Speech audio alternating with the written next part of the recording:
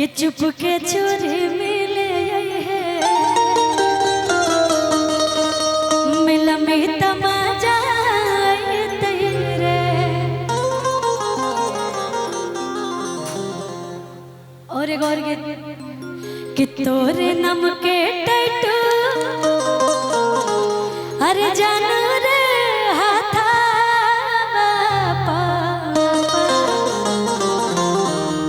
ना बनैले औरे कि काढ़ी के कर जा कह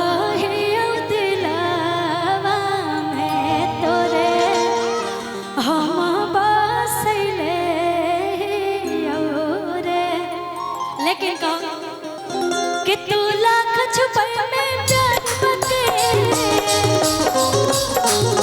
तू लाख छुपाई में प्यार बके दुनिया के पता चल जाए तेरे चुपके चोरी मिले गई है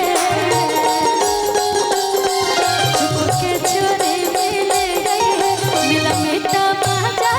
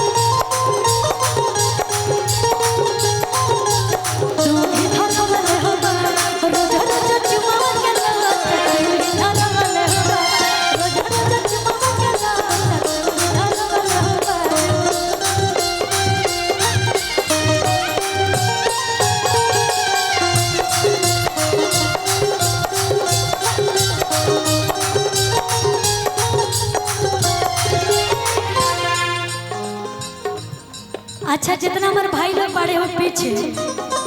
केकर बियाह हो गए बटे अच्छा उतने सारे लोग भी किसी का शादी नहीं हुआ सब कुंवारे लोग बैठे यहाँ पे वो जो टोपी लगाए चाचा जी शादी हो गया है देखिए इतने लोग में इतने हमारे हमको ईमानदार प्रत्याशी मिले जिनका शादी हो गया है किसका किसका शादी नहीं हुआ तनी वो लोग हाथ उठाएंगे